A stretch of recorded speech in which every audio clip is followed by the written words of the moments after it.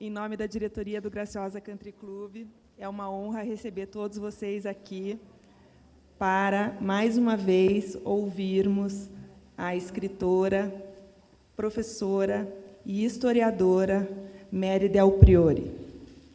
Mary Del Priore é carioca, autora de inúmeras publicações, entre elas a coleção Histórias da Gente Brasileira, que soubemos hoje vai se tornar uma série televisiva. Recebeu vários prêmios, entre os mais importantes, 4 prêmios Jabuti.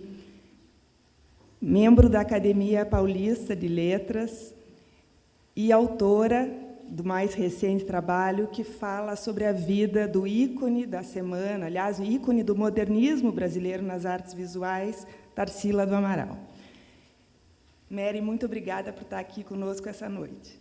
Além da presença dela, aproveitamos a oportunidade para celebrar 2 importantes parcerias que estão sendo firmadas oficialmente essa noite, mas que já ocorrem informalmente há um bom tempo. A primeira delas, com a Fundação Maria Luísa e Oscar Americano, um importante centro cultural da capital paulista. Quem não conhece, vale a pena conhecer pelo belíssimo acervo, pela maravilhosa casa em que está sediada. E a Fundação hoje está aqui representada pelo curador de acervos, Érico Vital Brasil, a quem eu agradeço a parceria e a presença.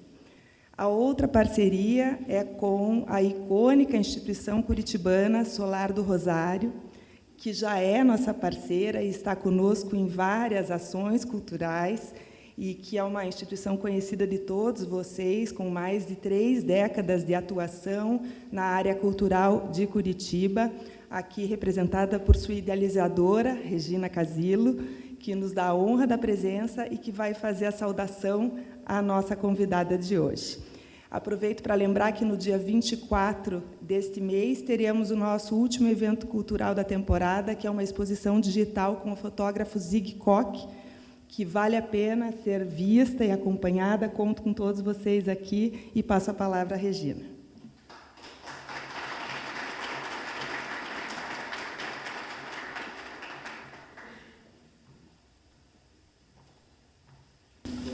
Tobias, muito obrigada, Tobias, você sempre nos apoiando.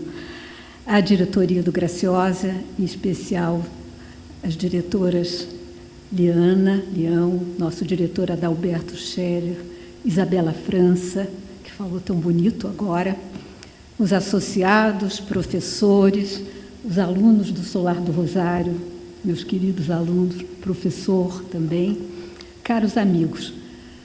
Ontem nós estávamos assistindo uma linda aula de uma professora, Marta Sena, de Machado de Assis, e alguém disse, é lugar comum a gente elogiar e fazer a apresentação da Marta. Eu vou dizer a mesma coisa, é lugar comum, mas vale a pena dizer que a historiadora Mary Del Priore, que todos conhecem, dispensa apresentação. É verdade, Marta, a Mary, porque você é uma professora, é uma historiadora, é uma escritora, a vencedora, como a Isabela falou, de 3 prêmios Jabuti, o do Prêmio Casa Grande Senzala, da Fundação Joaquim Nabuco, do Prêmio Fundação Biblioteca Nacional, membro da Academia Paulista de Letras, e você tem o dom, eu acho isso um incrível talento, de escrever de forma que você, Mary, é aplaudida pelos literatos, pelos acadêmicos, e, ao mesmo tempo, você encanta nós, público em geral, com os seus livros, com a sua maneira de escrever. Nós ficamos fascinados e presos à sua prosa, porque é uma prosa versátil. Você tem um fluxo de ideias que você coloca na sua narrativa, que nos leva a momentos muito preciosos na nossa vida. E, quando a gente termina o livro, a gente quer mais. E perguntamos, quando é que vem o próximo? Então, assim, com você, a gente aprende história, a gente pesquisa história, a gente sabe de coisas que a gente não saberia. A história fica viva, a história desse nosso Brasil tão carente de tudo isso. E nós todos somos leitores, e os críticos também aplaudem, Mas nós sabemos que tudo isso que você faz é resultado de dom, talento, técnica, conhecimento e pesquisa. Não é verdade? Não é brincadeira. Eu imagino você, naquele seu refúgio em Teresópolis, à sombra do dedo de Deus, no Parque Nacional da Serra dos Órgãos, que eu conheci quando era criança também, ouvindo o doce rumor daquele rio Paquequer, que foi imortalizado por José de Alencar no Guarani. Mas isso é outra história, né, Mary? Isso a gente conversa outro dia. Eu imagino você no seu refúgio, pesquisando, escrevendo. E um dia, quando você conversou com Liana e comigo, você disse uma coisa que eu tive uma santa inveja, porque inveja é feio, né? Mas santa não. Então, você disse assim, que você mergulhou nas cartas da família imperial, no Museu de Petrópolis, na Biblioteca Nacional, e você tem livre trânsito nesses templos sagrados de cultura. Que coisa maravilhosa ter acesso a tudo isso, e você tem. Mas suas pesquisas vão muito além. Livros, bibliotecas, romance, livros de época, história, arquivos mais secretos se abrem para você. Então, eu não vou citar os seus livros, que são muitos, porque você já está com mais de 54 livros. Gente, no Brasil de hoje, uma autora ter 54 livros pesquisados é uma vitória sem par. E agora, nessa linha, surge Tarsila, Uma Vida Doce Amarga. Que felicidade o título que você deu a esse livro, porque esse livro que eu li num fôlego só mostrou, e todos vão ler, tenho certeza, uma Tarsila serena, grande artista, e uma mulher que o sofrimento não abateu. Tarsila foi uma mulher que teve muita coisa boa, mas teve muita coisa difícil, e o sofrimento não abateu, ela continuou serena. Mary, mais uma grande contribuição para a estante dos livros brasileiros, e que venham outras, eu até coloquei, que venham Anitas, que venham Janitas, que venham Cecílias, que venham Lígias, que venham Marias, tantas outras mulheres exemplos. E fala para nós mulheres, desculpem os meninos, mas ela fala também muita coisa direto para nós. Que venham todas essas com a sua linda e maravilhosa escrita. Muito obrigada, Mary. Muito obrigada a todos. Senhores, uma boa noite. É uma honra estar de volta nesse clube. E por que é uma honra? É uma honra porque nesse Brasil que se pensa tão pouco, que preza tão pouco historiadores, enfim, fazedores de cultura, escritores de uma maneira geral, esse clube abre as portas para pensadores do Brasil, abre as portas para escritores brasileiros, e por isso cada um de vocês receba aqui meus cumprimentos, os mais sinceros. Quero agradecer a Regina, tivemos uma espécie de amor à primeira vista, quando eu visitei a galeria dela e conheci um autor aqui, curitibano, o pintor Eduardo Zimmermann, que tornou-se um querido amigo, que nós perdemos alguns anos atrás. Sem contar a Liana Leão, que é mais do que amiga. Nos conhecemos também em circunstâncias bem engraçadas, as duas sentadas no maquiador do Jô Soares, cada uma com um avental preto maior do que o outro, sem poder se mexer, e não calávamos a boca. E foi realmente um encontro para a vida, né, Eliana? Realmente, tudo nos uniu, os livros, os interesses comuns. E hoje vamos falar dessa figura icônica, como disse Regina tão bem, que foi a nossa Tarsila, uma vida muito difícil, uma mulher que certamente soube vencer os sofrimentos e soube fazê-lo através da fé religiosa. A gente conhece pouco a Tarsila, a gente esquece que a Tarsila é uma mulher do império. Nós imaginamos sempre a modernista, imaginamos sempre essa Tarsila vestida pelo Jean Patou, com esse grande colar, esse peito aberto, essa roupa vermelha, a boca vermelha. Não. A Tarsila nasce 2 anos antes da abolição da escravidão, numa pequena fazenda. Sempre houve esse mito de que o pai era um homem milionário, grande fazendeiro. Quem conhece o interior de São Paulo sabe que essa região de Piracicaba, nunca ombreou com as grandes fazendas do Vale do Paraíba, os grandes cafeicultores do século XIX, que tinham dezenas, centenas de escravos. Ter uma fazenda nessa região ali de Piracicaba e arredores era ter terra, uma terra muito barata. Eu lembro que também, ao contrário do que se diz, dificilmente o avô de Tarsila teria tido escravas que inspirassem a negra, porque os cafeicultores paulistas sempre tiveram a inteligência de contratar imigrantes italianos e espanhóis. Então, muito provavelmente, essa fortuna da família, desse avô milionário, avô rico, como é que se diz? Avô rico, filho nobre, neto pobre, teria sido um pouco a história da família da Tarsila, que nasce, então, na fazenda São Bernardo, num lugarejo. Se vocês tiverem curiosidade de olhar as fotografias, realmente é uma pequeníssima cidade chamada São João de Capivari, de baixo, Capivari, porque era um rio onde passavam capivaras. O pai dela, Juca do Amaral, advogado, longe de ser um daqueles caciques da política do final do Império, que nós vamos reconhecer em outras figuras importantes. A mãe dela, Dona Lídia de Aguiar, tudo indica que era uma mulher muito interessante, por quem o pai se apaixonou quando foi comprar terras do pai da Dona Lídia. Ele se apaixonou pela Dona Lídia. Dona Lídia jamais se apaixonou pelo Juca do Amaral. Tiveram um casamento, como tantos que se faziam nessa época, um casamento por interesses, um casamento endogâmico. A família da Lídia de Aguiar não tinha o dinheiro que ainda sobrara para o doutor Juca do Amaral, e eles vão, então, viver nessa fazenda, uma fazenda simples, onde a Tarsila passa a infância que ela vai tentar recuperar depois em algumas telas que vocês viram aí. É muito interessante que o Juca era muito amigo do pintor Almeida Júnior.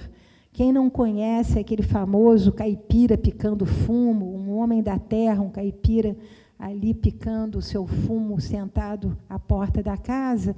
E alguns biógrafos acreditam que teria havido alguma influência. O Almeida Júnior, vale dizer, era um homem de extrema simplicidade, morador de Piracicaba, pintava justamente essas paisagens rurais, e que isso teria inspirado a Tarsila a pintar galinhas, pintinhos e vasos de flores, o que ela fez durante a infância. Mas eu lembro que aprender a desenhar era algo que era desejado às moças relativamente bem nascidas durante o século XIX. Elas aprendiam línguas, aprendiam francês, o piano, que era obrigatório, porque era através do piano, da música do piano, que elas falavam dos seus sentimentos e da sua subjetividade, e o desenho e a pintura. Rara mulher que não soubesse, pelo menos, rascunhar. O ambiente da casa da Tarsila era um ambiente absolutamente francófilo, ainda que numa fazenda singela, simples, né, onde não havia pés de café, havia mais pé de fruta e pequena agricultura. Mas o pai era um grande apreciador de poesia francesa, de escritores franceses, tomava-se vinho francês, ela lembra-se, enfim, dos cosméticos e do perfume francês que a mãe dela usava, e a mãe gostava muito de tocar piano, e muito certamente nas composições que fazia, falava bastante desse casamento, que não foi exatamente um casamento de amor, foi um casamento de interesse, como tantos que se faziam na época. As composições tinham nomes melosos, devaneios, os passarinhos, coisas do gênero que mostram bem uma alma delicada, sensível, que encontrava justamente na música uma maneira de falar do seu coração. As crianças, são 6 filhos, crescem nessa fazenda, mas é óbvio que, no momento da educação, tomam o trem e vão para São Paulo. E é justamente também nessas viagens de trem, eu lembro que a famosa Estação da Luz era o centro pulsante dessa cidade que estava emergindo do dinheiro fantástico que os cafeicultores paulistas vão ganhar, vão fazer a abolição. É bom que se diga isso, a abolição não foi feita pela princesa Isabel, foi feita por pressão desses grandes empresários do café, que mecanizaram a sua cafeicultura e que, como eu disse, não tinham mão de obra escrava, portanto, puderam investir na indústria, puderam investir nos negócios, puderam investir em novas ferrovias, e a pujança de São Paulo nasce nesse momento, obviamente, essa estação que mandava, que trazia o interior para a capital e a capital para o interior, era o centro de tudo, e não muito longe da estação é onde a família da Tarsila vai morar, ali na rua Conselheiro Nébias, na casa do avô da Tarsila, do patriarca da família Amaral, perto da Estação da Luz, justamente para ter essa mobilidade de ir a todo momento para o interior. Ela primeiro vai estudar no Sagrado Coração de Maria, um colégio de freiras francesas, e eu quero sublinhar aqui que essa educação religiosa da Tarsila, que vai se prolongar praticamente até os 18 anos, foi de fundamental importância para ela enfrentar os momentos amargos dessa vida, que teve muito pouco de doce, né? Teve muito de chupar limão, como eu vou mostrar aqui para vocês. Ela faz a primeira comunhão nesse colégio e depois ela vai para o colégio mais prestigiado de São Paulo, na época, o Notre-Dame de Sion, do qual Regina foi aluna e eu também, instalado, então, no antigo sanatório de saúde. Eu lembro a vocês que Genópolis, como o nome indica, foi um bairro construído pela aristocracia do café para fugir justamente daquelas baixadas ali, perto do rio Tietê e Pinheiros, que começavam a se poluir já com as indústrias que ocupavam ali, digamos, que jogavam os seus dejetos já no rio, e as proximidades das indústrias sempre ocupadas pelos operários. Então, Higienópolis foi uma forma de subir, ficar longe de tudo isso, e o Colégio Sion, então, uma espécie de cereja do bolo, ficava ali no meio de belíssimas propriedades, há alguns resquícios ainda, no próprio bairro, e ela entra no Sion, ali fica dos 14 aos 16 anos.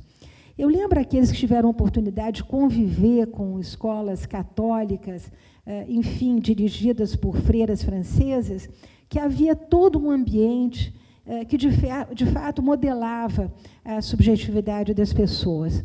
Os silêncios das salas de aula, a missa obrigatória, a veste das alunas que traziam um crucifixo pendurado ao peito, uma espécie de, enfim, de faixas que se cruzavam no peito também, para que não se visse a evolução do corpo da jovem que vinha ganhando o corpo, então era preciso que o uniforme escondesse as formas femininas, a imagem do Papa em cada sala, e, sobretudo, o momento da confissão, que era absolutamente obrigatória. A confissão era semanal, e nós imaginamos, então, a Tarsila absolutamente imersa nesse mundo de muito silêncio, de muita ordem, de muita vigilância, de vigilância sobre a sexualidade. Eu me lembro, recentemente, eu reli as memórias de uma moça católica, da Mary McCarthy, e ela também estudou num colégio de freiras francesas, e ela se lembra que, aos 16 anos, ela ouviu um sermão pregado por um jesuíta. Os sermões eram sempre, enfim, muito aterradores, né, prometiam sempre muito fogo do inferno. Ela ouviu um sermão sobre a castidade. Ela tinha 16 anos, a mesma idade da Tarsila. E ela ficou tão impressionada que ela correu ao confessionário no dia seguinte para se confessar. E ela disse ao padre: padre, pequei contra a castidade. O padre gelou dentro do confessionário. Como é que uma menina de 16 anos peca contra a castidade? A senhora pecou, minha filha, você pecou com quem? Pecou com um menino? Não. Pecou com uma menina? Não. Pecou com a professora? Com o professor? Não, não, não. Mas por que você pecou contra a castidade? E ela responde muito ingenuamente: porque eu fui procurar no dicionário o que queria dizer a palavra seios. Isso é só para dar a vocês a ideia de como essas escolas eram absolutamente sufocantes no sentido do princípio moral, daquilo que deveria constituir a vida, né, de uma boa menina católica, que a escola preparava para a vida social, né, a vida social de ser mãe e de ser boa esposa. A escola entregava essas meninas depois de uma cerimônia que foi furtada a Tarsila, que era a cerimônia da coroação. O Sion coroava as meninas no último ano, enfim, da sua graduação, longos vestidos brancos, elas recebiam essa coroa de flores na cabeça como símbolo da castidade, que, junto com um bom dote, é o que levaria a moça para o casamento. Então, esse ambiente, né, extremamente católico, desde 8 anos de idade, ou 7 anos de idade, vai marcar a Tarsila, e ela é retirada do Sion para fazer uma viagem para a Europa com os pais. Ela vai com uma irmã que ela vai perder depois em trabalho de parto, e eles vão para a Europa, os pais vão para Paris, mas deixam as meninas no caminho, num colégio de freiras, outro colégio de freiras, o Sacré-Cœur, em Barcelona. E ali, mais uma vez, a Tarsila vai se ver imersa em procissões. Nós sabemos o quanto o catolicismo espanhol ainda tem de conservador, então, procissões, festas religiosas, sem contar a pintura clássica espanhola, a pintura barroca espanhola, com santos sangrando por todos os lados, cristos penitentes. Então, tudo isso vai hidratando, né, a mentalidade dessa moça, que depois vai a Paris. Né? Curiosamente, ela passa por Paris em 1905. Eu lembro a vocês que ela é de antes da abolição, então ela acompanha a abolição, a expulsão da família imperial do Brasil, proclamação da República. Em 1905, ela está justamente em Paris, uma cidade que, na época, era muito suja, muito feia. Todas as descrições que nós temos é de uma cidade barulhenta, em cujas ruas passavam caleches, bicicletas, empregados gritando. Né? Um momento em que o presidente Loubet havia sofrido um atentado de vida e, ao mesmo tempo, um outro grande escândalo, né? Além da tentativa de assassinato do presidente da República Francesa, o famoso Salão dos Fauves. Né? Eu lembro a vocês que esse movimento fauvista vai ser uma quebra nessa tradição que a Tarsila só conhecia, uma tradição de pintura tradicional, de pintura conservadora, de pintura acadêmica, como era chamada, e os Fauves vão, com as suas cores, né, com as suas vistas de paisagens imaginárias, romper totalmente com essa tradição pictórica, mas nada disso a Tarsila vai ver. Ela já tem 18 para 19 anos, nem visitas ao famoso Bon Marché, que era frequentado pela família imperial, ela não fará. Ela volta bastante decepcionada com Paris e, imersa justamente nessa educação, ela vai se casar com o seu primo André.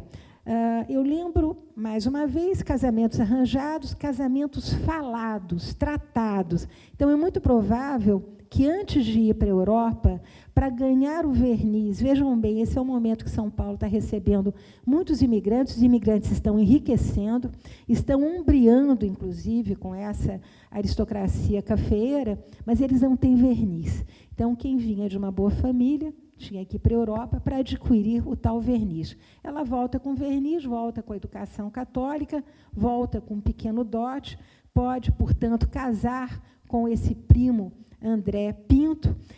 Esse casamento agendado foi muito rápido. Né? Eu me pergunto, eu escrevi esse livro em pleno Covid, não pude ir ao arquivo da Cúria Metropolitana para medir a data do casamento com a data do nascimento da única filha de Tarsila do Amaral, a Dulce, né? Uma moça também que vai ter uma vida muito difícil, porque um ano depois desse casamento, que se realiza a portas fechadas, com 8 convidados, quem conhece o que é um casamento do interior sabe que a festa é grande, que tem música, que se convida todo mundo, que se convida, inclusive, os moradores dos arredores. Nada disso houve. Eles escolhem uma lua de mel um pouco bizarra. Na época, era muito chique para Buenos Aires. Né? Os paulistas ricos iam para Buenos Aires, tomavam um barco em Santos e iam até Buenos Aires. Eles foram até Buenos Aires, mas depois foram mais longe. Foram ao Chile, percorreram ali a Cordilheira dos Andes em lombo de mula. Não se entende muito bem a escolha de um, enfim, de um trajeto tão sem conforto, tão selvagem para a época, mas ela vai passar a ser mulher, ponto, mulher de alguém, porque ser mulher nesta época era ser mulher de alguém. E como ela tinha aprendido no colégio, né, tudo por dever, nada por prazer, todo dever por prazer. Era assim que se aprendia a ser mulher nos colégios de freira, e foi assim, mais ou menos, que a Tarsila fez. Não deu muito certo, porque 1 ano depois desse casamento, a Tarsila pediu a separação. Eu também não consegui, exatamente porque estavam todos os arquivos fechados, examinar o processo de dissolução desse casamento. Haviam 2 razões pelas quais a igreja admitia separação de cama e mesa. Uma das razões era a violência por parte do homem, e eu lembro a vocês que, examinando outros processos de divórcio na época, é muito fácil a gente encontrar homem violento porque o preço do café tinha baixado, ou porque tinha perdido a plantação, ou porque os negócios iam mal, ou adultério da mulher. Não se sabe exatamente qual teria sido o motivo dessa separação, mas sabe-se que 1 ano depois, Tarsila estava separada com uma filha, e eu não preciso dizer a vocês, numa cidade como São Paulo, extremamente conservadora, num ambiente burguês extremamente conservador, né? Não aristocrático, mas muito conservador, o escândalo que não foi essa separação. Ela passou a ser simplesmente uma pestiferada, como eram pestiferadas todas as mulheres que ousavam solicitar uma separação na época. E, como pestiferada, ela rompe com a família rompe com ela, há primos, há tios que não querem mais ver a Tarsila, tem um irmão que se nega a cumprimentá-la, né? E ela, então, é mandada para São Paulo pelos pais para abafar a fofoca, para abafar o disse-me-disse, porque teria se separado, o que teria acontecido.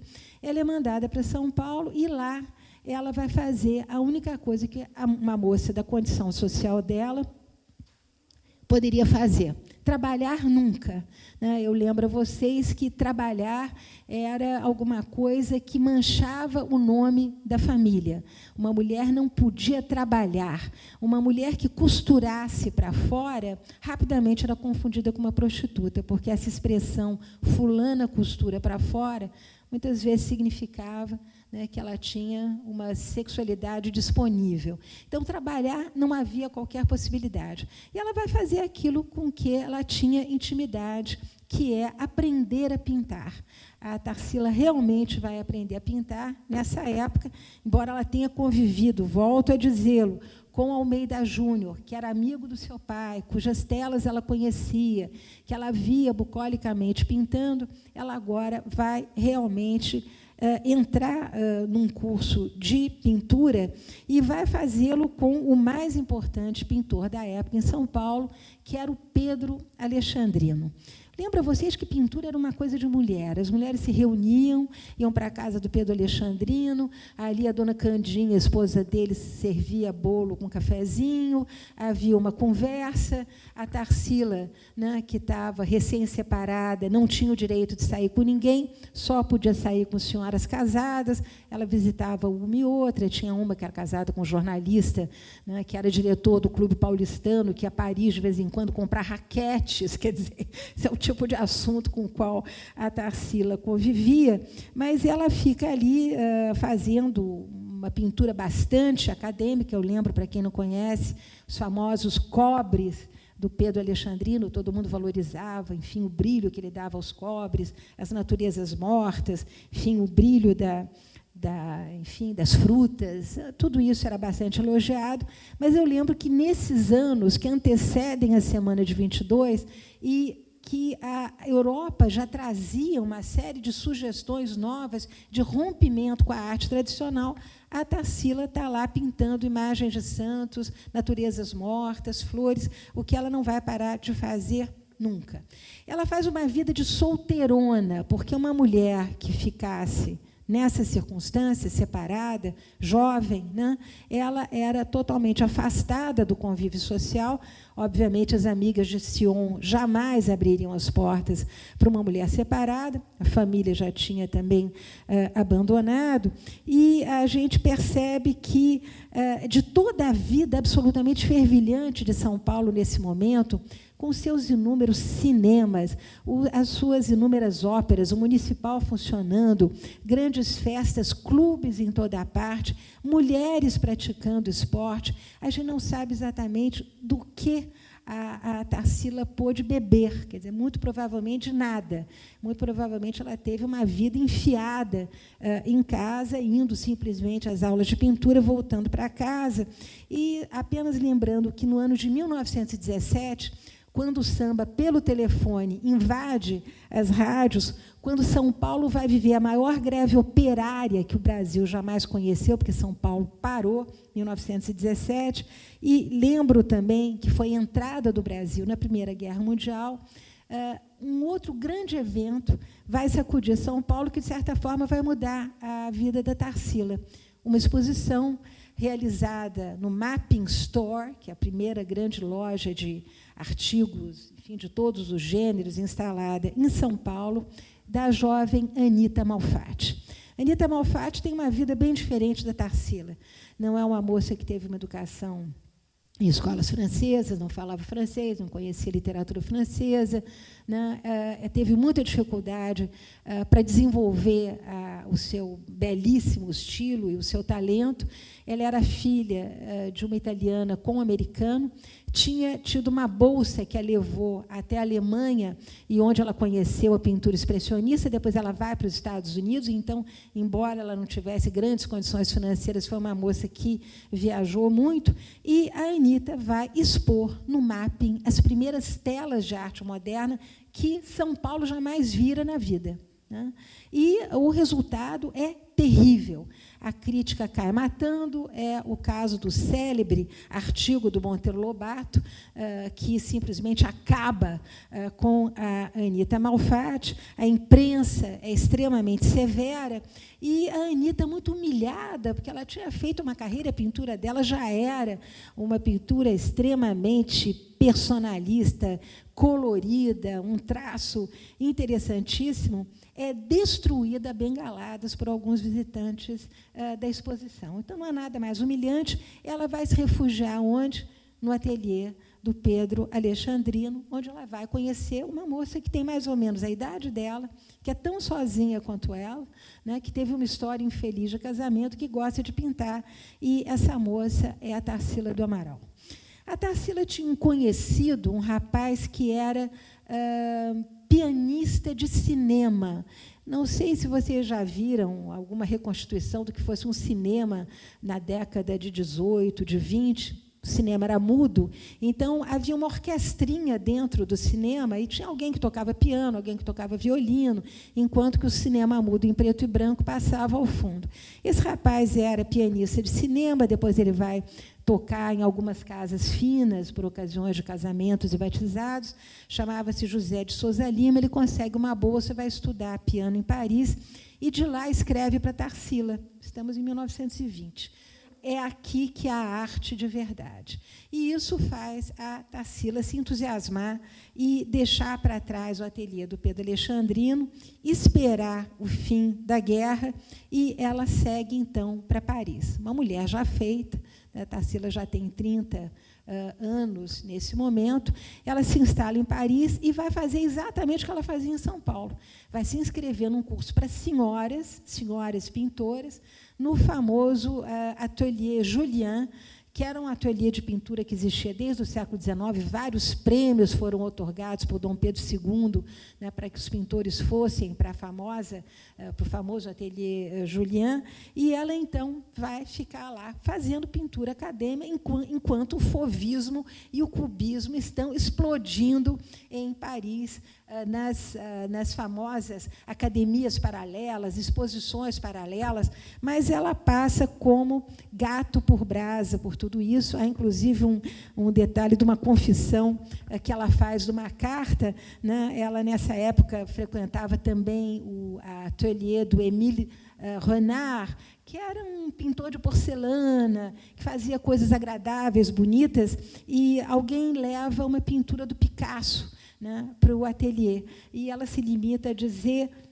apesar de ser muito diferente, merece o nosso respeito. Quer dizer, ela não capta absolutamente o ar dos tempos e toda a mudança, né, que essa modernidade cubista implicava como ruptura daquela tradição clássica que ela estava repetindo.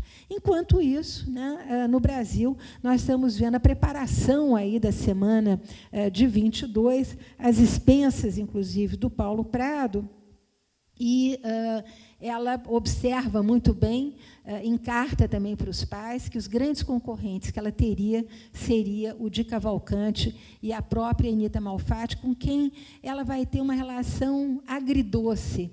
Eu lembro que a Anita, nas cartas que escreve para Tarsila, é sempre muito carinhosa, sempre muito generosa, sempre valorizando o trabalho da Tarsila, que não tem absolutamente a mesma, digamos, a mesma resposta em relação à pintura da coitadinha da Anita.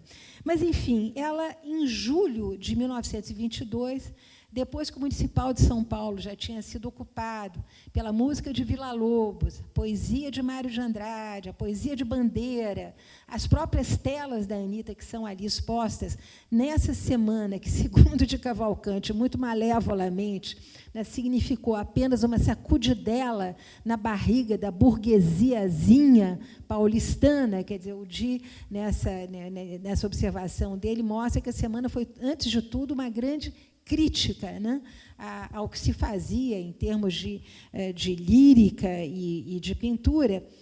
Ela volta para São Paulo. Ela chega em julho, a amiga dela é ainda a Anita Malfatti. Tarsila tem 36 anos e a Anita vai apresentá-la aos seus amigos que haviam feito a semana de 22. Né? Quem eram esses amigos? O nosso Oswald de Andrade, que é 4 anos mais jovem do que a Tarsila, o Mário de Andrade, que é a figura notável da semana de 22, e que foi uma figura notável, estimulando a vida inteira a pintura da Tarsila e a pintura da Anita, e o Menotti Del Picchia, que era um rapaz muito bonito, jornalista, literato, né, que era 6 anos mais jovem do que a Tarsila. Então, nós temos uma mulher feita, né, a mulher de 30 anos do Balzac, né, com a sua sexualidade disponível, separada há muito tempo, já tendo vivido fora, que vai mergulhar no meio desse grupo, que é um grupo que está, de alguma maneira, revolucionando São Paulo. O Oswald circulava por São Paulo, num Cadillac aberto, verde, eles todos entravam no carro, iam para a serra, olhar as estrelas e declamar poemas. Os poemas da Tarsila, sempre muito líricos, eram alvo de toda brincadeira por parte do grupo. E a Tarsila não tinha a menor ideia de quem fosse o Oswald de Andrade. O Oswald de Andrade era filho de um comerciante rico que tinha terras entre a Avenida Paulista e a Avenida Brasil. Nessa época, a companhia City estava transformando aquela ribanceira naquelas vilas e casinhas que quem conhece São Paulo ainda consegue ver. Eles estavam ganhando dinheiro com isso. Mas o Oswald tinha um prontuário terrível, né? Ele já tinha um filho, nascido de uma moça muito jovem, que ele havia trazido com ele da França, quando ele tinha estado na França, a caminhar. Ele tinha tido um caso com uma dançarina espanhola de 15 anos, que foi um escândalo também em São Paulo, a Carmen. E, para culminar, no ano da semana de 22, ele havia enterrado a Daisy, que era uma jovem jornalista também, de 19 anos, que se apaixonou por ele, engravidou dele, fez um aborto mal feito e, na Santa Casa de Misericórdia, de mãos dadas com Oswald, pediu, pelo amor de Deus, para casar com ele. Então, ele era um homem viúvo, quando ele conhece a Tarsila, que desconhece, né, essa trajetória de grande galo do galinheiro, que era o Oswald. Mas, de qualquer maneira, ela vai começar a viver. Uma mulher de 36 anos que vai se apaixonar loucamente por esse poeta, por esse homem um pouco louco. Ela sempre foi de uma generosidade ímpar com o Oswald. O Oswald tem um caráter muito dúbio, né? Não só depois nos procedimentos que terá com a Tarsila, mas com os próprios amigos, com o próprio Mário.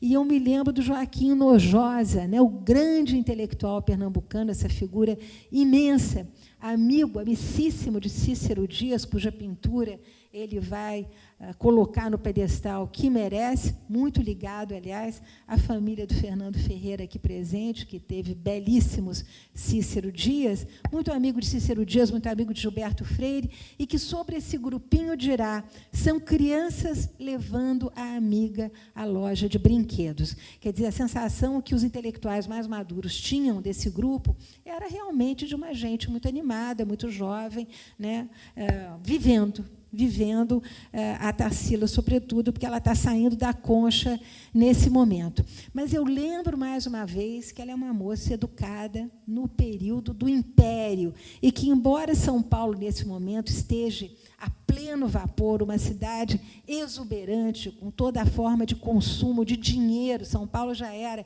a casa de máquina desse país, a maneira como a família Amaral entra no século XX é a maneira que se vivia no Império, com os valores em que a inferioridade feminina era muito prezada, né, em que esse amor romântico, um amor apaixonado, esse amor que a Tarsila começa a viver com Oswald, é alguma coisa que suscita muito estranhamento e muita preocupação. O bom mesmo era ser mãe, o bom mesmo era ser a boa esposa, mas ela esquece tudo isso e ela se lança de braços abertos nos braços do Oswald.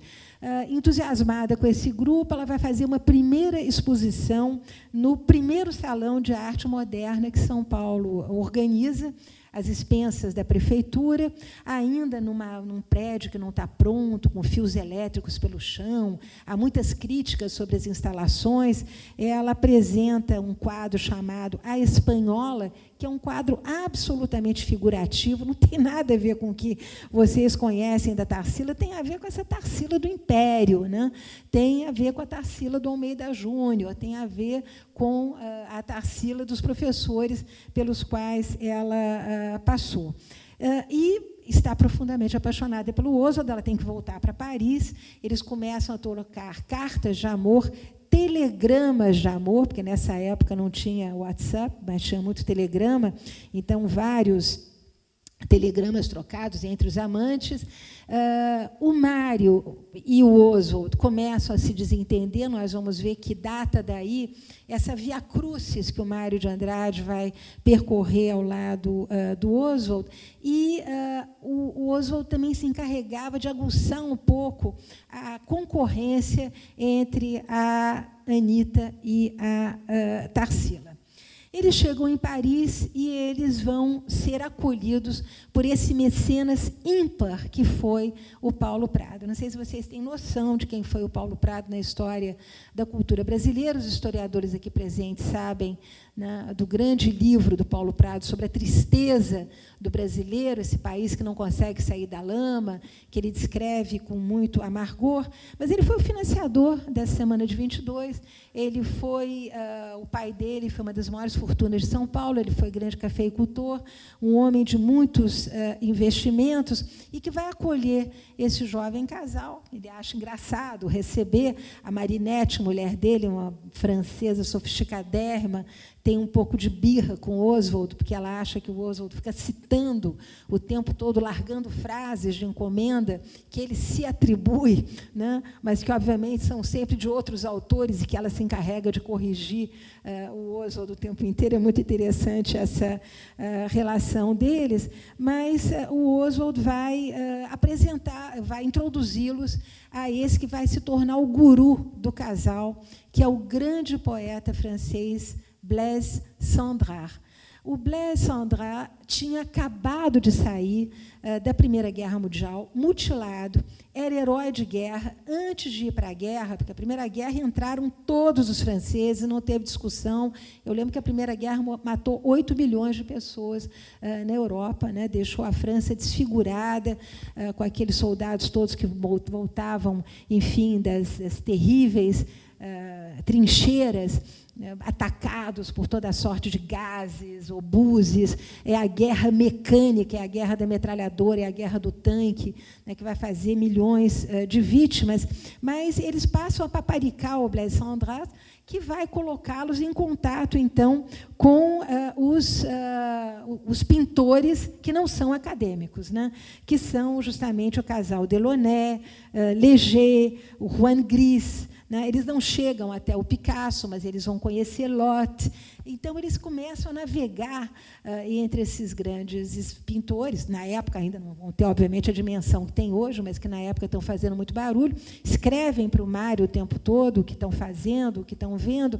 E o Mário insiste com eles, voltem para o Brasil, venham fazer arte brasileira, não fiquem aí. A Tarsila ainda insiste, aqui é muito barato para a gente viver. O Mário não quer ir para a Europa, mas eles, debaixo desse guarda-chuva protetor do Paulo Prado, passam a circular e a gastar. É muito interessante como, nesse momento, o casal Tarsi, eles têm um apelido que o Mário dá, juntando o nome da Tarsila com o Oswald, né, eles meio que incorporam uma espécie de espírito de deslumbramento e passam a gastar loucamente elas no famoso Paul Poiret, que era o grande costureiro da época, o Jean Patou, de quem ela vai comprar aquele famoso vestido vermelho, no qual ela se pinta já como uma mulher madura, sexualmente madura, com a boca vermelha, o grande decote. A gente vê ali a diferença do autorretrato que ela faz quando sai do Brasil. Uma espanholinha, toda com cores muito pastéis, um coquezinho, meio sorriso assim de lado. E essa espanholinha ficou para trás, porque agora ela é realmente uma mulher nos braços do Oswald. Né? Mas eles têm pavor que a relação deles seja revelada. Ela passa o tempo, quando o Oswald volta para o Brasil, dizendo: rasga as minhas cartas, não deixa ninguém saber, eles só se comunicam com pseudônimos, com nomes engraçados. Em suma, Oswald volta, ela vem para passar o final do ano 23 no Brasil e, em 24, para retribuir tudo que o Blaise Cendrasse havia feito por eles, de recebê-los, de apresentá-los. Lembro também a vocês, gente, que eles vão receber, de vez em quando, alguns desses pintores franceses com aquilo que eram consideradas excentricidades brasileiras, né? Em vez de vinho, cachaça, em vez de charuto, cigarro de palha, comida brasileira, farinha. Então, tudo isso dava um toque de excentricidade num momento em que a Europa está fascinada, né, com os selvagens, com a África. Pensem nas Demoiselles d'Avignon, do Picasso, influência da arte africana, né, influência dos povos exóticos, enfim, Gauguin, no Haiti, no Havaí, nós temos todo esse imaginário do outro, do estranhamento, os grandes muralistas mexicanos aparecendo também, fazendo a sua irrupção no cenário da pintura, e é exatamente nesse quadro de influência africana que ela vai pintar a negra, né? Essa figura que nós conhecemos, está reproduzida em toda a parte, e que ela, então, vai atribuir a uma memória que ela tem de ex-escravas do avô que estariam na fazenda.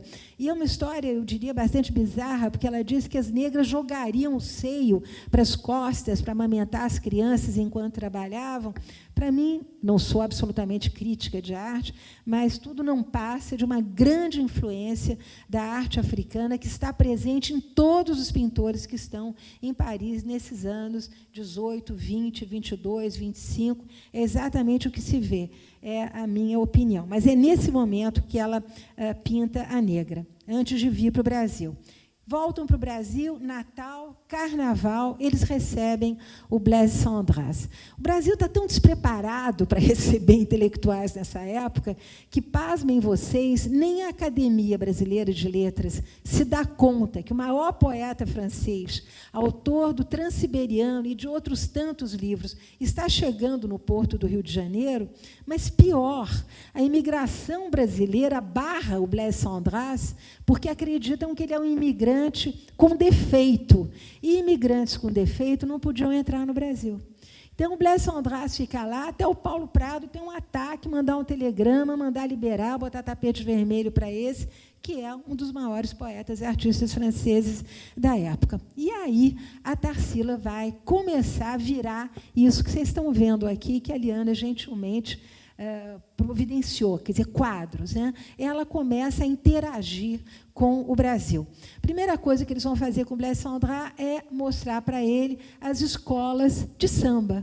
E eles vão para Madureira, onde está desfilando uma escola de samba que se apresenta com uma torre Eiffel no meio, em homenagem ao Santos Dumont. Eu lembro que o prêmio Dutch, que ele tinha recebido por circunnavegar a torre Eiffel alguns anos antes, havia inspirado essa decoração, e nasce aí o famoso Morro da Favela, a favela com a torre Eiffel ao fundo. Eles mostram o Rio de Janeiro, vão ao Corcovado, vão aqui, vão ali, vão ficar entre os intelectuais cariocas, e aí a dona Olívia Penteado, que é outra grande mecenas, e sob cujo guarda-chuva também eles vão se abrigar, e eu diria, o arrivismo do Oswald é tão grande, né, que a primeira vez que eles vão jantar na casa da dona Olívia, ele tem um ataque de choro por estar na casa da dona Olívia. Então, a gente percebe mesmo esse caminhar de alguém que o pai estava vendendo terrenos, tinha dinheiro, ele tinha um carro conversível grande, mas não tinha acesso a essas grandes fortunas, a esses grandes barões do café. A dona Olívia, que havia se tornado também muito amiga deles, volto a dizer, ela morava em Paris, muito amiga do Paulo Prado, os conhece através do Paulo Prado, os convida a fazer uma viagem. E uma viagem que é a ideia de ninguém menos, ninguém mais do que do Blaise Cendrasse, que quer conhecer o Brasil. O Brasil que ninguém conhecia, o Brasil que nunca ninguém visitara, o Brasil das cidades do ouro, e que ele conhecia por conta do barroco brasileiro. E a única pessoa que conhecia a questão era, para variar, o Mário, que era um imenso intelectual, já conhecia a música, a literatura, a artes como ninguém. Então, Mário, Oswald, Tarsila, dona Olívia, a Dulce, filha da Tarsila, que já é uma moça, uma pré-adolescente nesse momento, eles vão todos tomar o trem para Minas, que foi a sugestão do Blaise Cendrasse. E é aí que ela vai descobrir o que ela vai chamar depois de baú de cores, que é o Mário de Andrade que vai apontando para ela as pequenas casinhas mineiras pintadas em rosa, em azul, em branco, os morros em meia laranja, a presença do coqueiro, dos bichos, da criação. Ela vai se deixando embeber por todas essas informações, e depois, quando ela vai voltar para a França, é isso que ela vai pintar. A Cuca, que é essa figura um pouco quimérica que está lá enfim, ali no panô da frente, é inspirada justamente nas histórias de folclore que o Mário de Andrade vai contar para o francês, vai contar para eles, que não sabiam absolutamente nada. Eles passam por Belo Horizonte nesse momento. Eu lembro a vocês que Belo Horizonte tinha sido recém-construída, é em Belo Horizonte que eles vão conhecer Carlos Drummond de Andrade, vão conhecer Pedro Nava, eles vão todos, são convidados para um jantar. O Carlos Drummond é que conta com muita graça que, como bons mineiros, já foram jantados, porque eles não queriam pagar nada, não sabiam se ia sobrar conta para eles, então os mineiros já foram jantados. Mas eles são apresentados a Tarsila, que eles acham uma mulher luxuriante, luxuosa. O Pedro Nava faz um poeminha, Tarsila, lá. O Carlos Drummond descreve como uma mulher muito exuberante, muito interessante. Eu lembro que a Tarsila era feia, viu, gente? Tarsila era uma moça feiosa, quando a gente pega as fotos antigas dela, sempre muito quadrada, com o pescoço um pouco grosso, mas ela, depois que vai para Paris, sob a batuta do Oswald, ela vai se transformar nessa mulher interessantíssima que prende o cabelo. A gente vê nas fotografias que ela tem um cabelo grosso, passa a prender completamente o cabelo, usa, né, junto com esse pescoço grosso, os enormes brincos e a boca vermelha, que é a característica dela.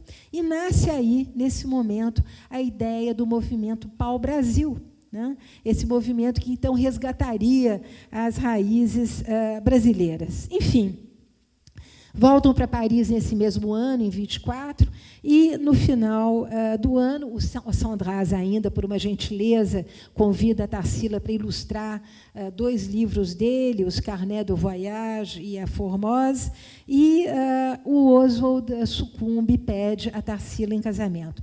Um detalhe interessante, desde que ela tinha se separado do primo André Pinto, ela tinha pedido a anulação do casamento dela. Se ela não tivesse filho, nós poderíamos até imaginar que a anulação viria por impotência do casal, enfim, problema de fecundidade, fertilidade da mulher, alguma coisa assim. Não foi o caso. Né? Ela está sabendo, vai acompanhando, né, que a anulação do casamento está em andamento.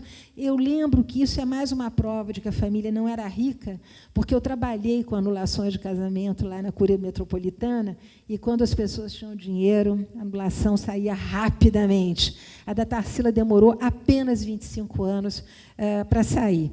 Nesse tempo todo, ela está ainda com o Oswald, resolvem, então, pegar os respectivos filhos, a coitadinha da Dulce, que, desde que a Tarsila foi para Paris pela primeira vez, ela largou a filha num colégio de freiras interno em Londres. E ela até ia visitar a filha de vez em quando, pinta um quadrinho, enfim, de um pocinho que tem, se não me engano, um crucifixo em cima. Ela pinta algumas dessas paisagens que ela vai vendo com a filha, e ela e o Oswald, nessa outra viagem, que é uma viagem que vai preparar o casamento, aí realmente, né, eles torram tudo que eles podem. Vão comprar móveis, vão comprar alfaias para casa, ela vai encomendar toneladas de livros lá no Pôle Poiret, perdão, de livros não, eu é que encomendo toneladas. Ela vai encomendar toneladas de vestidos no Pôle Poiret, inclusive o vestido de noiva, veste a filha no Pôle Poiret.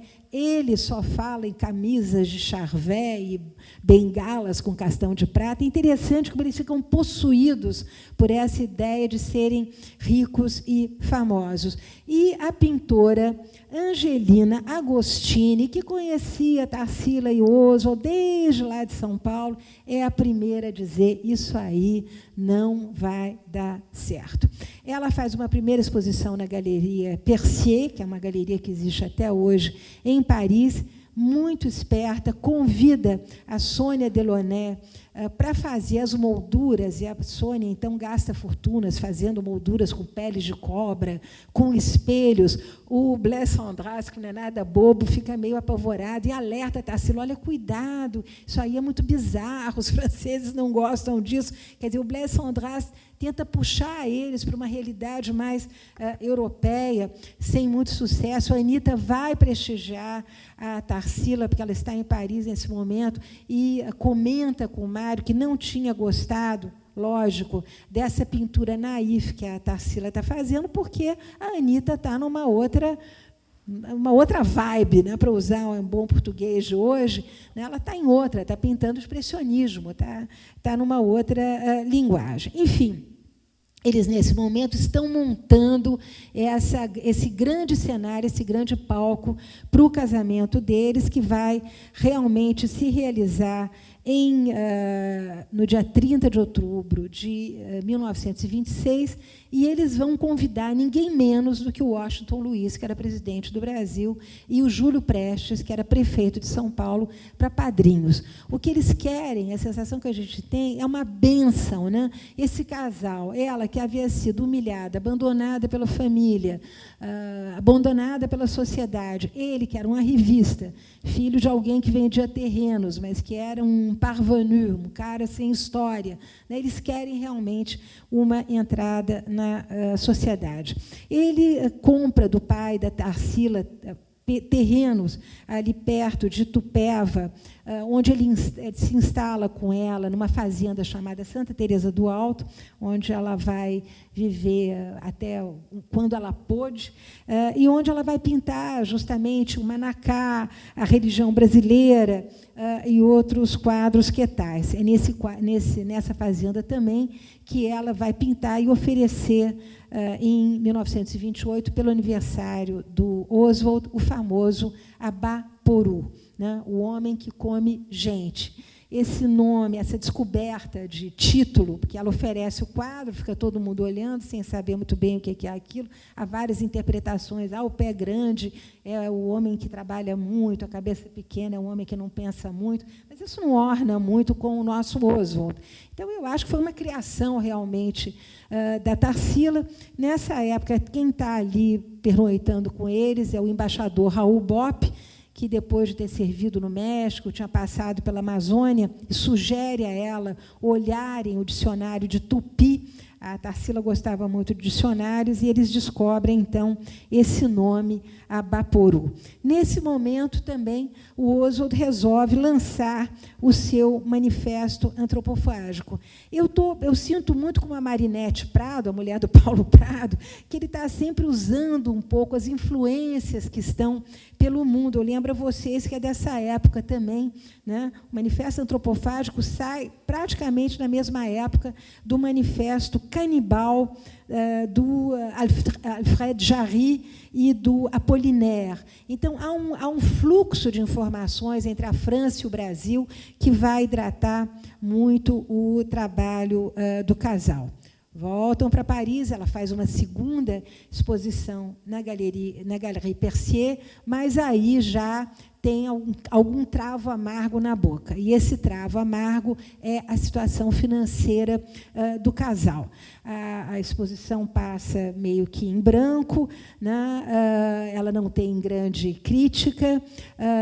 Vai ao Paul Poiret, eu consegui a lista do que ela só compra na liquidação, alguns itens, quer dizer, a coisa ali está começando a pegar. E ele, que tinha passado esses anos todos falando que ele era um homem que queria fazer business, ele só falava em business, ele era um businessman, ele conversava com autoridades americanas, inglesas, perguntava para ela, mas você fala bem inglês? Porque, afinal de contas, daqui para frente eu sou um businessman, eu preciso que você me ajude. Eu sei que esses business do Oswald estão indo aí água abaixo e irão cada vez para uma situação pior. Ele era extremamente católico. Olha, vejam que coisa interessante, né? O Oswald, com uma vida tão esquisita, uma vida pessoal tão esquisita, era imensamente católico e começa a ir a missas e fazer uma série de novenas, né? Como se não bastasse, acaba levando para casa um feiticeiro muito conhecido em São Paulo, o Antenor, para fazer trabalhos, para ver se os business dele melhoravam. Mas os business iam de mal a pior e o craque da Bolsa de 29 enterra, né, o dinheiro do Oswald definitivamente. Mas o pior não é isso, né? Esse não é o travo amargo. Muito pior é o que está acontecendo debaixo do nariz da Tarsila, que todos os amigos estão vendo, estão percebendo, que é o caso do Oswald, novamente, com uma garota. Na casa deles, eles recebiam vários escritores, vários intelectuais, entre eles uma jovem extremamente interessante, uma moleca, como ela mesma se autodenominava, uma moleca sapeca, a Patrícia Galvão.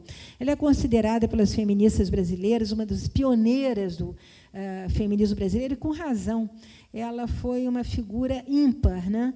Ela vinha de uma família de operários, morava no Brás, começa a estudar, escreve um livro fantástico sobre o cotidiano das mulheres dentro das indústrias de São Paulo, que era um cotidiano infernal de 12 horas de trabalho, sem condições de higiene, sem condições, não tinha banheiro, não tinha água, não davam à luz, muitas vezes, ali trabalhando atrás das máquinas. É uma história terrível. Ela escreve sobre tudo isso. E essa moleca desabusada, como ela mesma se identificava, que é tomada pela Tarsila como se fosse uma irmãzinha da Dulce, alguém que ela vai cuidar, emprestar roupa, levar para a fazenda o tempo todo, está simplesmente virando a cabeça do Oswald. Eu me pergunto sempre se essa famosa noite, ou então a cobra, o urutu, que aparecem aí nos slides, que são pintados em 28, não são já a percepção que a Tarsila terá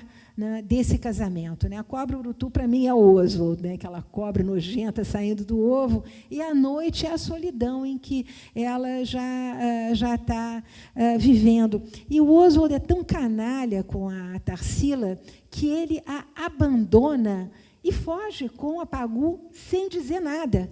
Né? Um dia a Tarsila amanhece, pergunta onde está Oswald, não está mais, está em Santos com a Pagu. Eles vão tomar um navio, vão para a Bahia se casar e depois vão para a Europa. É dessa forma que ela é abandonada.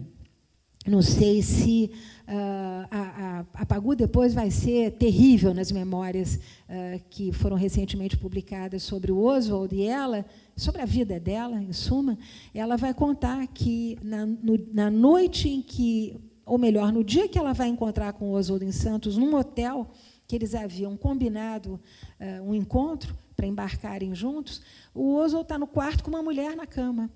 E ela abre a porta e o Oswald diz: venha para cá, você é minha noiva moderna, né? Junte-se a nós. E a vida da Pagu com o Oswald é absolutamente infernal. Ele e o Nonê, filho, disputavam a empregada da casa. E há também um diálogo terrível do Oswald com ela, em que ele diz que vai sair com uma fulana para ver se ela era mesmo virgem. Quer dizer, isso tudo está nas memórias da Pagu e ilumina um pouco esse caráter do Oswald. Não preciso dizer para vocês que o crack da Bolsa faz a Tarsila perder a casa da Rua Barão de Piracicaba, onde eles moravam, e a Tarsila, então, vai se refugiar nessa fazenda, da qual ela vai tratar até o quanto ela pôde. Nesse momento, a Dulce havia se tornado uma menina muito bonitinha, detestava a vida da mãe, procurava não ter contato com os amigos da mãe. O único amigo com quem ela se relacionava era o Mário de Andrade, e ela vai se casar com um rapaz que representava uma firma de cinema aqui no Brasil, o Edgar Rombauer, uma família muito boa do Rio. A mãe dele frequentava muito o palácio de Dom Pedro II. E a Tarsila, depois que casa a filha, na mais absoluta miséria, vai pedir ao Júlio Prestes um emprego. Ela, que nunca tinha pensado em trabalhar, tem, nesse momento, 43 anos e, como qualquer governo, cabides de emprego não faltam, o Júlio Prestes vai botá-la como funcionária pública da Pinacoteca do Estado de São Paulo. Ela, recentemente, tinha tido um quadro adquirido pela Pinacoteca, aquele famoso perfil de São Paulo, a cidade de São Paulo, e tinha feito a Pinacoteca comprar um quadro do Segal, que era amigo dela.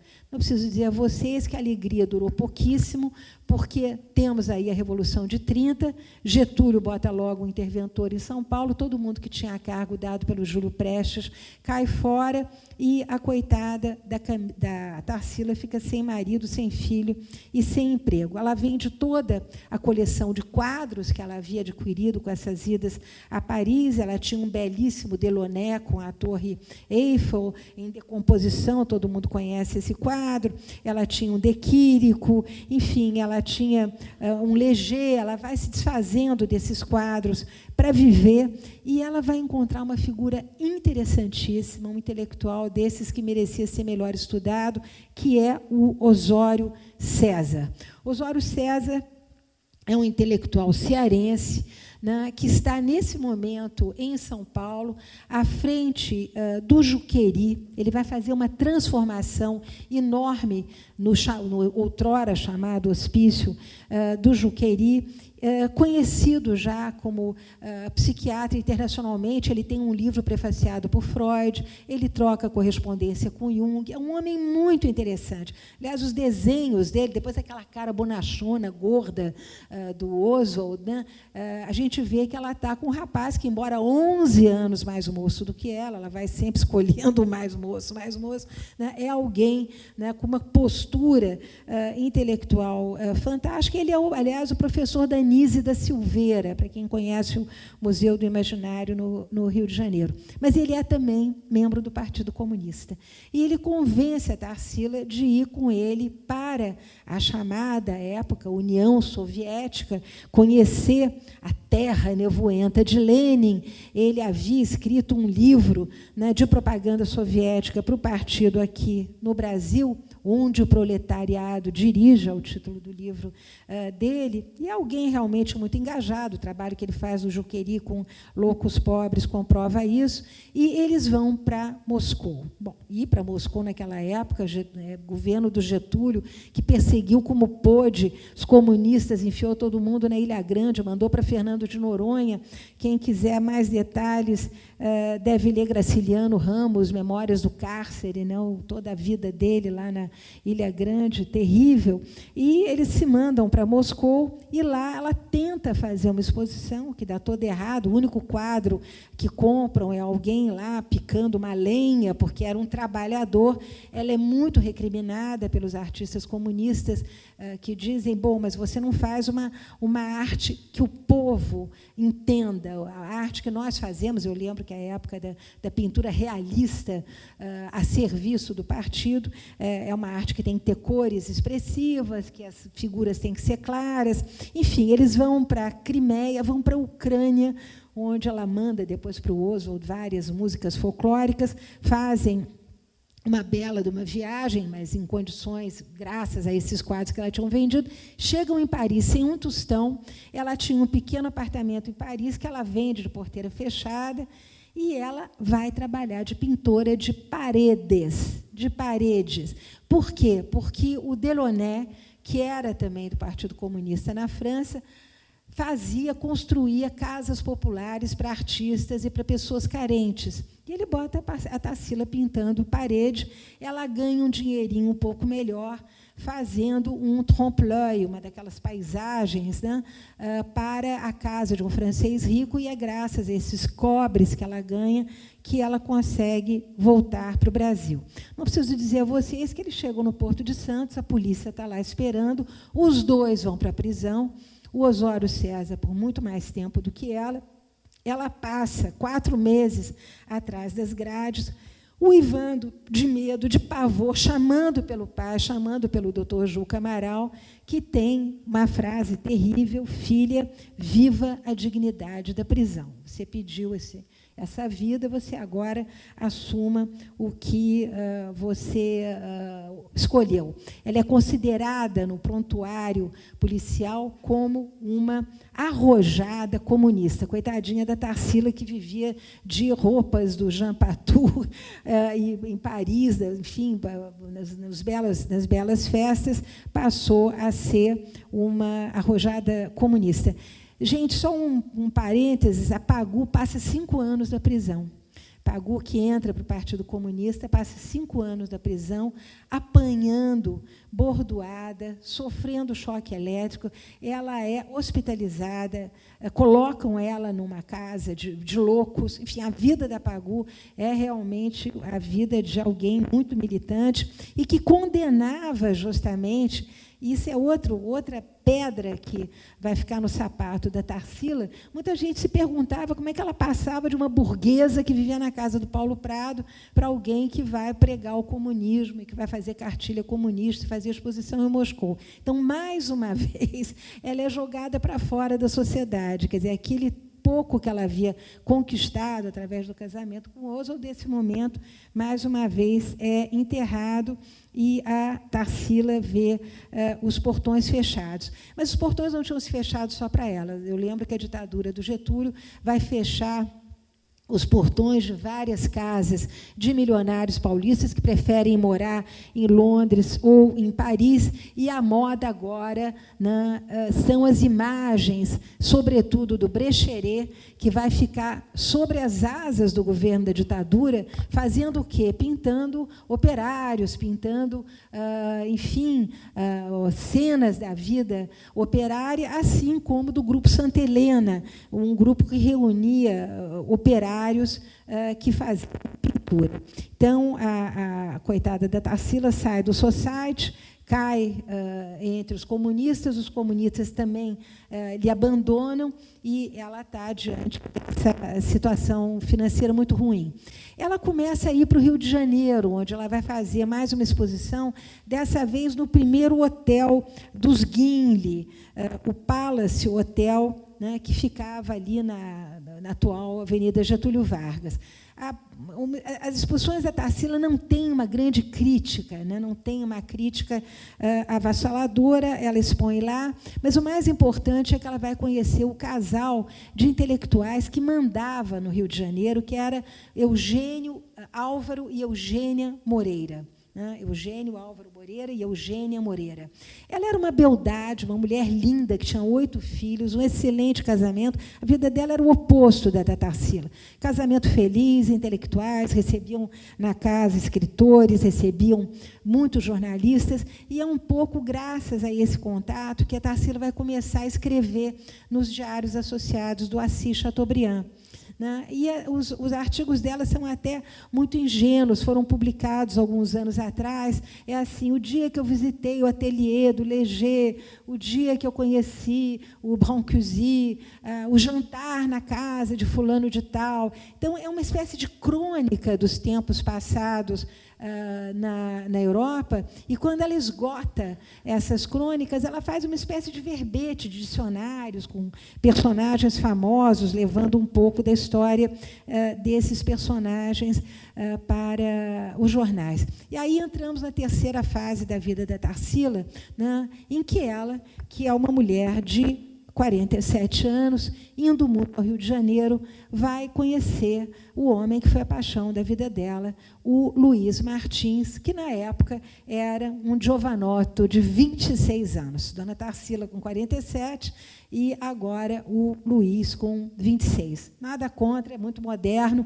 mas, naquela época, se vocês pensarem bem, mesmo no Rio de Janeiro, que era a capital, um Rio de Janeiro que já recebia casais separados, o nosso querido Rui Castro, amigo da Eliana e meu, já escreveu muito sobre o Rio dessa época, o Rio dos cassinos, o Rio dos jornais, o Rio do high life, como ele chama, o Rio do high society, né, onde as pessoas eram muito liberadas, né, já havia muito adultério, já havia muito encontro, o famoso hotel Serrador, onde todos os ricaços tinham as suas garçonnières. Quer dizer, havia uma liberdade, um ar de liberdade no Rio de Janeiro que ainda aquela burguesia paulistana não queria nem pensar. E é numa dessas boates que ela vai conhecer o Luiz Martins, jovem jornalista, muito promissor, que adorava ir ao Amarelinho, tomar chopp, conversar, falar mal do Getúlio.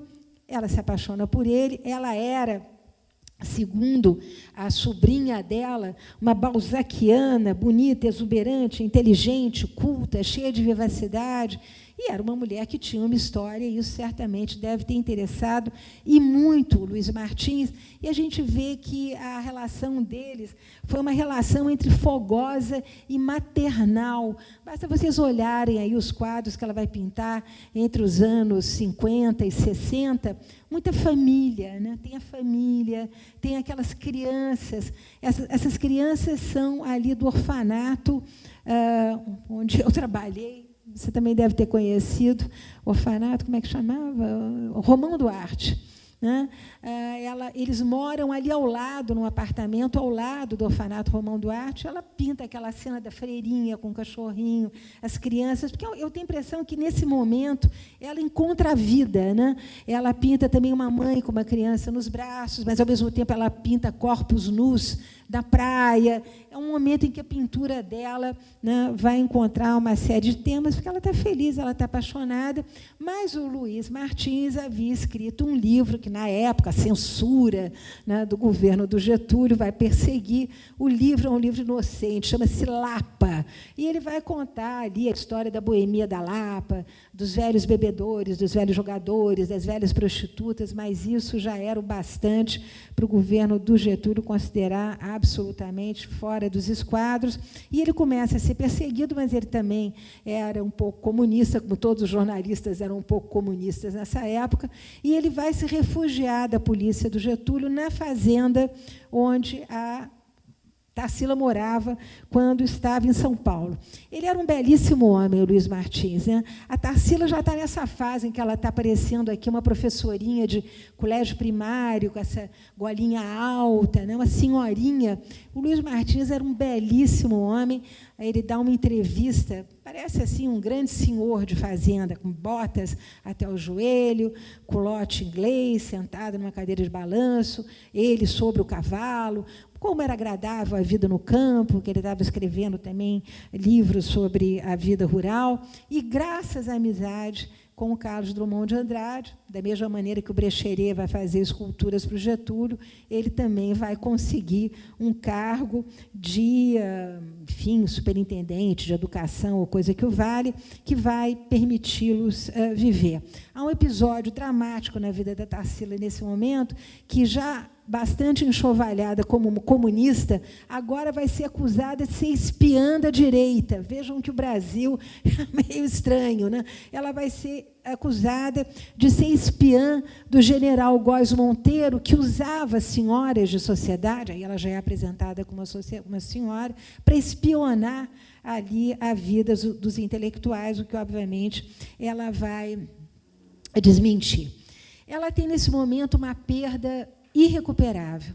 A Tarsila teve uma única filha, a Dulce, que teve um único casamento com Edgar Rombauer, que teve uma única netinha, que dá uma única netinha para Tarsila, que é a menina dos olhos da Tarsila, Dora Beatriz, uma menina linda. Eu consegui ver uma fotografia da menina, a menina é deslumbrante, tem 10 anos e é campeã de natação. Vai passar as férias na casa da vovó Rombauer, lá em Petrópolis. Todo mundo sabe que tem um rio que corta Petrópolis. Naquela época, o rio era limpo. A menina vai nadar com um grupo, então, as tios, sobrinhos. Ela leva uma amiguinha da escola e chega uma cabeça d'água. Essa cabeça d'água arrasta a amiguinha, e ela vai salvar a amiguinha, e as duas se afogam. A Tarsila fica absolutamente desesperada, é uma perda terrível para ela e para a Dulce, que, nesse momento, já está separada do Edgar Rombauer e que vai viver uma vida de muita amargura, sem dinheiro, com muito sofrimento. Aí começa, realmente, o declínio da vida da Tarsila. Em 1948, ela ainda faz uma exposição em que o Geraldo Ferraz, que é o grande crítico de arte paulista na época, vai impiedosamente dizer que as imagens, as paisagens que ela faz, né, sobre os interiores, sobre os trabalhadores da terra, nada mais são do que o olhar da filha de um cafeicultor sobre o trabalho daqueles que os cafeicultores exploravam. Ela realmente tem muito pouco apoio. A gente vai ver que a vida da Tarsila, no que concerne o seu sucesso profissional, foi muito dura.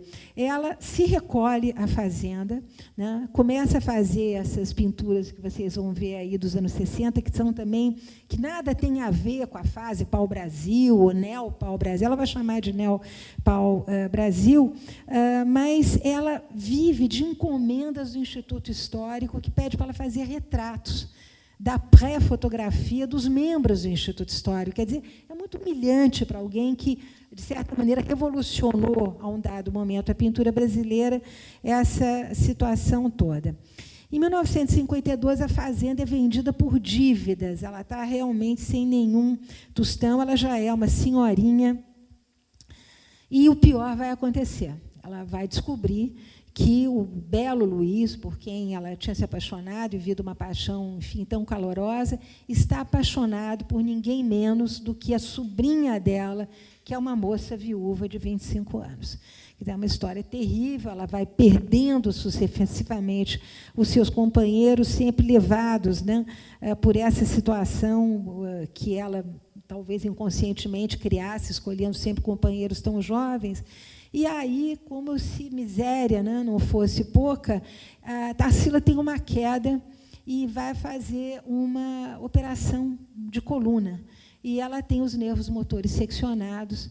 E essa mulher, que subia em árvore, que gostava de brincar, que gostava de andar, que gostava de se vestir, né, e que teve momentos de tanta felicidade, acaba os seus dias numa cama.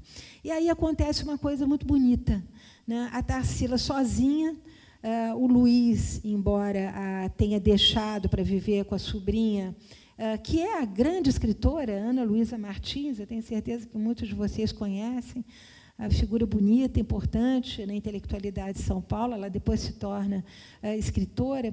A Tarsila é tão generosa com eles, né, que ela chega primeiro, vai recomendar o Luiz, que era muito mal visto, para a família da moça, que ele era um ótimo rapaz.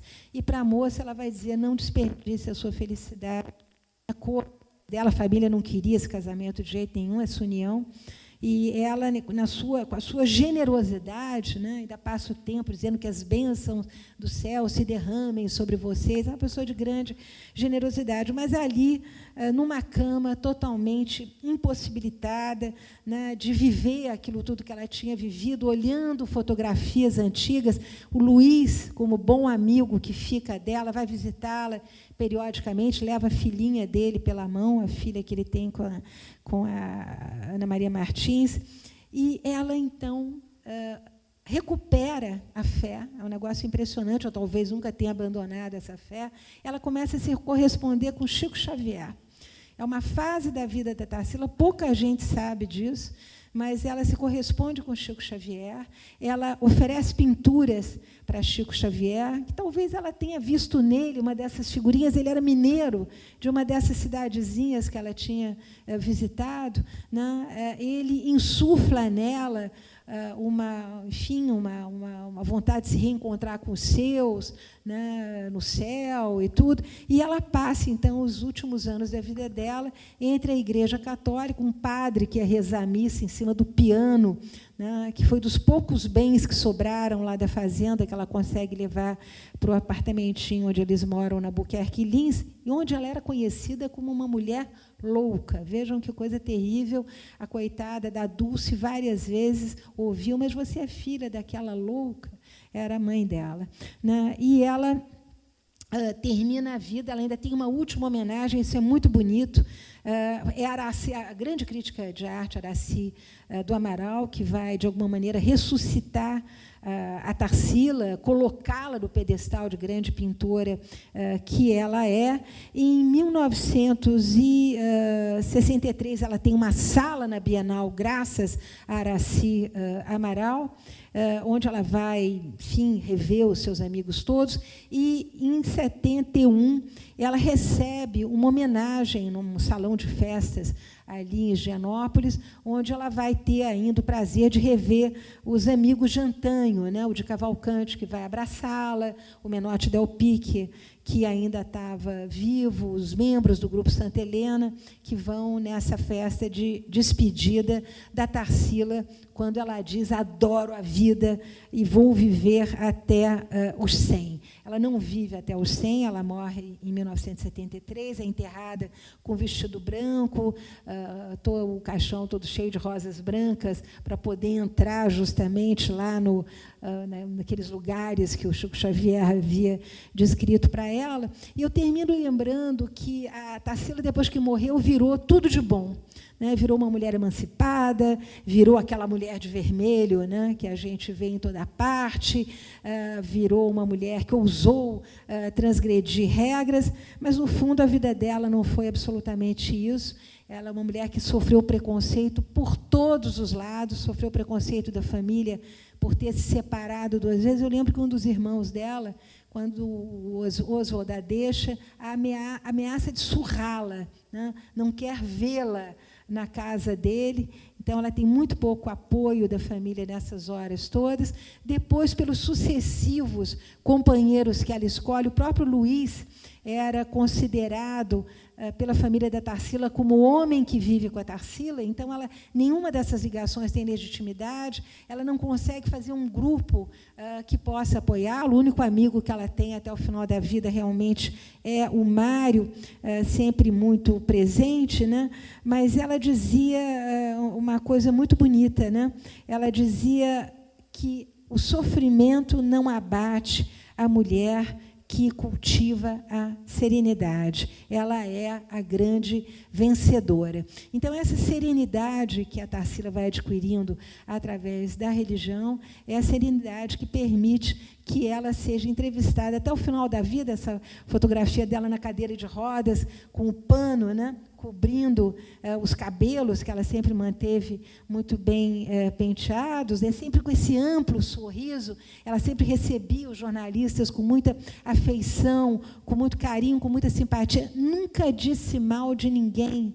Ela, quando falava do Oswald, dizia, ele era divertido, isso era brincadeira do Oswald. Quer dizer, ela sempre teve palavras muito elogiosas sobre todas as pessoas que passaram na vida dela, né? E a sensação que a gente tem ao conviver com a Tarsila nesse livro é que ela passa para todo mundo, né? Para homens e mulheres, uma mensagem muito assertiva de que é preciso que na vida a gente encontre algum ponto de apoio para seguir sorrindo, para seguir com esse sorriso tão bonito que ela aparece nas últimas fotografias.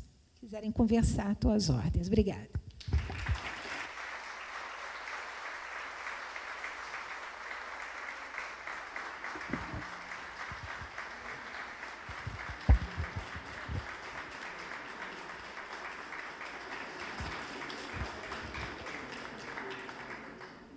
Obrigada, Mary. Maravilhoso. Todo mundo louco para ler o livro, né? E saber ainda mais. Como sempre, você traz detalhes e aspectos que são muito interessantes, que a gente nunca ouviu, e sai todo mundo fascinado e impactado com a tua fala. Estão abertas as perguntas, se alguém quiser fazer algumas perguntas para a Mary. Eu lembro que o livro está à venda aqui na entrada. O microfone está à disposição, caso alguém queira falar algo.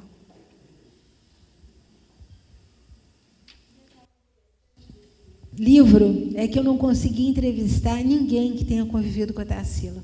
Morreu todo mundo, né? Os pintores que a cercavam, os críticos que criticaram a obra dela, os familiares. Não ficou ninguém para contar essa história. É terrível isso, né? Então, eu me vali, volto a dizê-lo, época do Covid, a Biblioteca Nacional tem uma coleção de jornais que a gente pode consultar através da internet, e foi através do jornalismo que eu me encontrei com a Tarsila. Ai, que bacana. Hoje eu perguntava para a Mary sobre o método de trabalho dela, né? Então, você está contando que esse livro você fez inteirinho ao longo da pandemia, à distância, quer dizer, você não pôde estar pessoalmente nos locais. Esses jornais que estão disponíveis na Biblioteca Nacional e alguns outros acervos também são realmente muito interessantes. É legal a gente saber disso, né? Quanto tempo ao todo para produzir essa obra? Não demorei muito, não. Foi meio rápido. Quando a gente trabalha com jornais, tudo fica mais fácil. Havia uma pequena biografia da Tarsila, havia essa coletânea publicada, para quem quiser conhecer os artiguinhos dela, que foram publicados no Diário de Notícias, se não me engano. Há muita coisa sobre crítica de arte. Vale, não vale, é bom, não é bom, deve para museu, não deve para museu, porque houve uma incompreensão muito grande também dessa pintura da Tarsila. Então, do ponto de vista da crítica de arte, há bastante material, mas sobre a mulher, sobre essa mulher que a gente vê tropeçando, caindo, levantando, tropeçando, caindo, levantando, sobre ela realmente há muito pouca coisa. Eu gostei demais de trabalhar com a vida da Tarsila, muito interessante. Fantástico. Então, muito obrigada mais uma vez por esse olhar, que certamente é isso que faz a diferença. Quer dizer, a pintura, o institucional da Tarsila do Amaral, todos nós conhecemos e estamos acostumados a ver. Agora, essa curiosidade. Olha, uma vez perguntaram, desculpe a comparação, mas é que eu acho a resposta tão boa que eu me permito repeti-la. Uma vez perguntaram para o Picasso como é que ele descobria os temas dele, como é que ele escolhia os temas. E ele respondeu: eu não escolho nada, eles me escolhem. E com história é um pouco assim. Quando a gente vive nos arquivos, né, vive tropeçando em documentos, é mais fácil que o documento te dê uma ideia. O Príncipe Maldito, por exemplo, nasceu de uma descoberta que eu fiz no Arquivo Nacional, na Biblioteca Nacional. As cartas da Barral, o Diário da Barral, com histórias de amor dela com Dom Pedro, também descobri jogado, enfiado, né, lá no Museu Imperial, num armário que o Zé Murilo de Carvalho não tinha conseguido se abaixar para remexer. Então, acontece muito isso. Mas eu era muito cobrada, enfim, por quem gosta de história do Império, dos monarquistas, o que aconteceu com a princesa Isabel depois que eles são expulsos do Brasil, né? E eu sabia que havia muitos arquivos hoje, não só no Museu Imperial, mas a própria família do Orleans e Bragança tem publicado, Saxe-Coburgo tem publicado muita coisa, e aí eu resolvi perseguir a história dela, do Conde d'Eu e dos 3 filhos. O que eu posso adiantar para vocês é que é uma família absolutamente disfuncional, tão disfuncional quanto as nossas, né?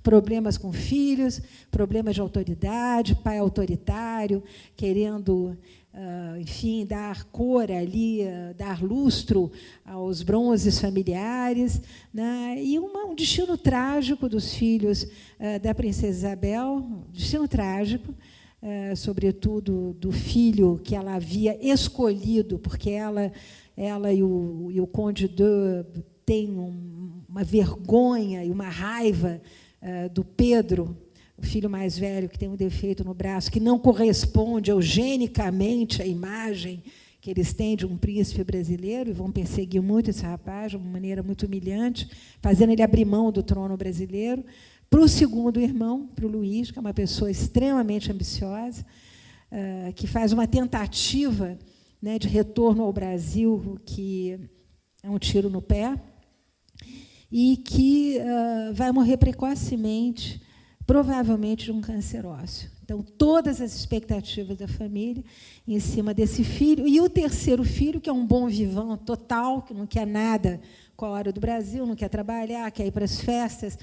O bom da gente trabalhar com esse entreguerras é que você tem ali também todo um cenário, como é que a França se comporta, como é que ela se comporta quando, do famoso caso Dreyfus, na França, né? Ela é profundamente antissemita, como, aliás, a aristocracia francesa toda é. Então, tem toda uma passagem dela também no caso Dreyfus, que é muito interessante. Mas o último filho, para cumprir uma ordem do pai, que é o pai mais enxerido que eu jamais vi na vida, toma um avião, num dia errado, sob neblina, para atravessar o Canal da Mancha e levar, na hora que o Conde d'Eu resolve que é a melhor hora, documentos para Londres, onde ele serviu como voluntário. E é óbvio, quem conhece minimamente Londres, o fog, como os aeroportos até hoje são complicados, o avião aterriza no telhado e o rapaz morre tragicamente. Então, todo o impulso que eles fazem em cima desses 2 filhos menores, que são controlados de A a Z, é um negócio impressionante, né, numa vigilância quase que doentia do pai em cima dos filhos, é frustrado. E aquele filho que escolheu ser feliz, porque o bonito do Pedro de Alcântara é que ele é um rapaz que esposa os objetivos do século XX. E esses objetivos, depois da Primeira Guerra Mundial, era quero ser feliz. Ele queria ser feliz. Ele escolhe uma moça para casar por quem ele se apaixona, a revelia da família. Ele tem que ir para a África. Ele foge dos pais para conseguir impor a sua vontade, casa a revelia dos pais, abre mão do trono brasileiro e vem morar no Brasil. E jamais quis o trono brasileiro. E ele dizia sempre, eu quero vir para o Brasil porque eu amo esse país. Fiquei aqui até os 14 anos, ele adorava o Brasil. E ele se torna realmente aquele eleito do coração de todos os brasileiros, sobretudo dos petropolitanos. Quando ele morre em São Paulo, é uma comoção geral. Então, é bonito como as escolhas desses 3 filhos, que são completamente diferentes, né? O Pedro, com esse defeito no braço, se torna um exímio esportista. Ele vai fazer uma carreira militar belíssima, adorado pelos seus superiores, fazia corridas de cavalo com as rédeas nos dentes, porque ele não conseguia mexer um braço, e com a bandeira do Brasil nas costas. Isso é muito bonito, sabe? Ele é uma figura muito especial. É uma pessoa que escolhe ser feliz. É fantástica a história do Pedro de Alcântara, esse menino que o pai considerava incapaz até para jogar bilhar. O Conde d'Eu pisou nele de todas as maneiras que podia.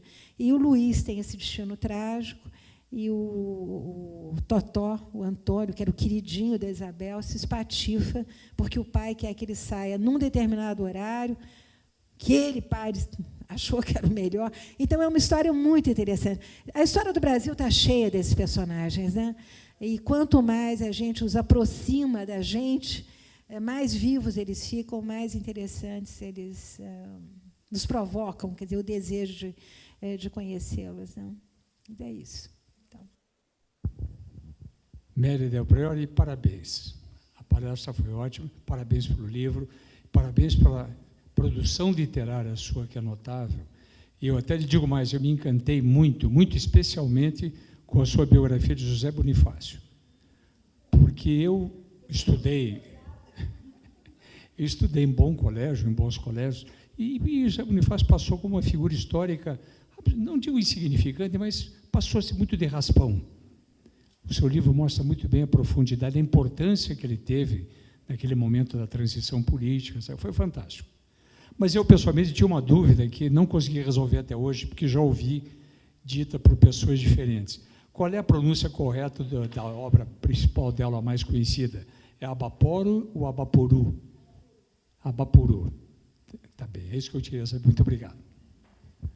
Que consolo, os paulistas me crucificaram com José Bonifácio, não gostaram que eu contei as malvadezas do José Bonifácio. Mas o mais interessante, eu agradeço muito sua observação, é que recentemente foi publicada uma tese de um historiador, doutorado, em que ele prova que a família Andrade estava particularmente interessada, quando eles vêm para o Rio de Janeiro para apoiar, obviamente, a emancipação do Brasil, eles vêm no interesse de proteger a navegação de cabotagem entre Santos e o Rio de Janeiro, que daria à família Bonifácio, que estava, obviamente, na Bacia das Almas, de novo, o esplendor que outrora teve, e seria uma maneira deles ganharem dinheiro, que eles estavam sempre correndo atrás de salários e de postos, essa coisa toda. Muito obrigada. Eu me senti muito recompensada quando saiu a tese desse professor, porque eu falei, bom, agora eu realmente posso dizer que eu estava certa. Obrigada. Alguma outra pergunta?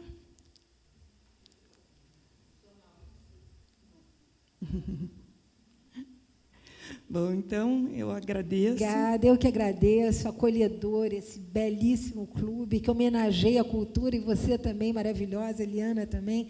Parabéns a cada um de vocês que nos acolhe. Agradeço por todos os historiadores que gostariam de estar aqui falando comigo. Obrigada. Obrigada, boa noite a todos.